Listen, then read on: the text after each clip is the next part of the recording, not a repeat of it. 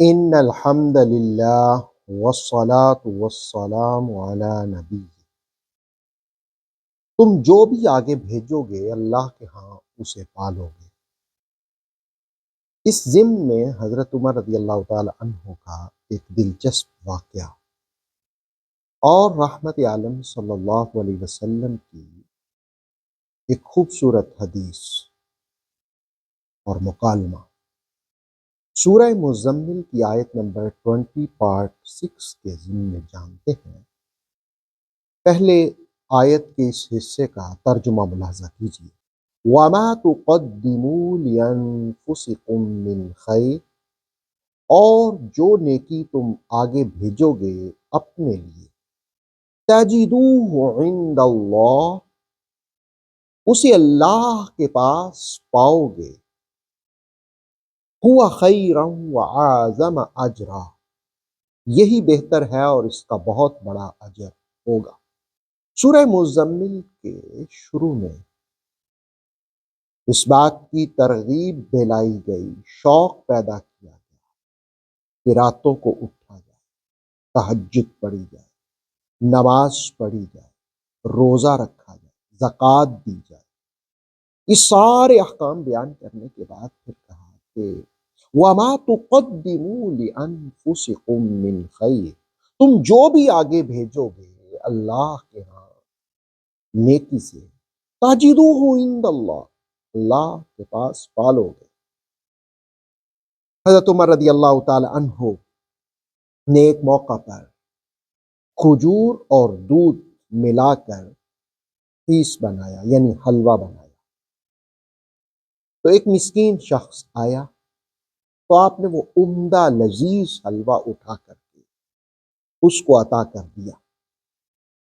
تو آپ کی محفل میں سے جو لوگ بیٹھے ہوئے تھے ان میں سے ایک نے کہا کہ یا امیر المومنین، یہ مسکین بیچارہ جس کو آپ نے اتنا عمدہ حلوہ عطا کر دیا، یہ تو اس کی قدر نہیں جانتا کہ یہ کتنا قیمتی حلوہ ہے۔ تو حضرت عمر رضی اللہ تعالیٰ عنہ نے اس موقع پر جو تاریخی الفاظ کہے، آپ نے فرمایا کہ لیکن رب المسکین، جو اس مسکین کا رب ہے وہ جانتا ہے کہ میں نے کیا دیا ہے، قیمتی متاع اللہ کی راہ میں دی ہے۔ اس کا مطلب یہ ہے کہ آپ بہت عمدہ اور قیمتی چیز جب اللہ کی راہ میں دیتے ہیں تو اللہ تو جانتا ہے۔ ایک اور حدیث سنیے، تفسیر مظہری نے اس کو بیان کیا، تفسیر تبصرہ میں لکھا، رسول کریم صلی اللہ علیہ وسلم تشریف فرما تھے، صحابہ کرام خدمت میں حاضر تھے۔ آپ صلی اللہ علیہ وسلم نے پوچھا، تم میں سے کون ہے جس کو اپنا مال اپنے وارث کے مال سے زیادہ پیارا ہو؟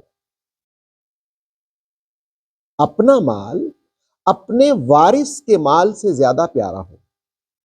صحابہ نے عرض کی، سب نے عرض کیا، یا رسول اللہ صلی اللہ علیہ وسلم، ہم سب کو اپنا مال وارث کے مال سے زیادہ محبوب ہے۔ آقا صلی اللہ علیہ وسلم نے فرمایا کہ سوچو تو صحیح، تم کیا کہہ رہے ہو؟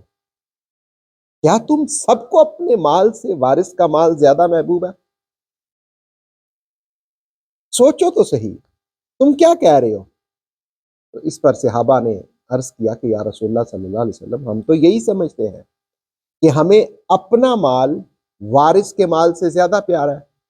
تو آقا صلی اللہ علیہ وسلم نے فرمایا نہیں، تم سب کو اپنے مال سے وارث کا مال زیادہ محبوب ہے۔ صحابہ نے عرض کیا وہ کیسے؟ رسول اللہ علیہ السلام نے فرمایا تمہارا مال وہ ہے جو تم اللہ کے راستے میں خرچ کر کے اپنے سے پہلے آگے بھیج رہے ہو، وہ ہے اصل میں تمہارا مال۔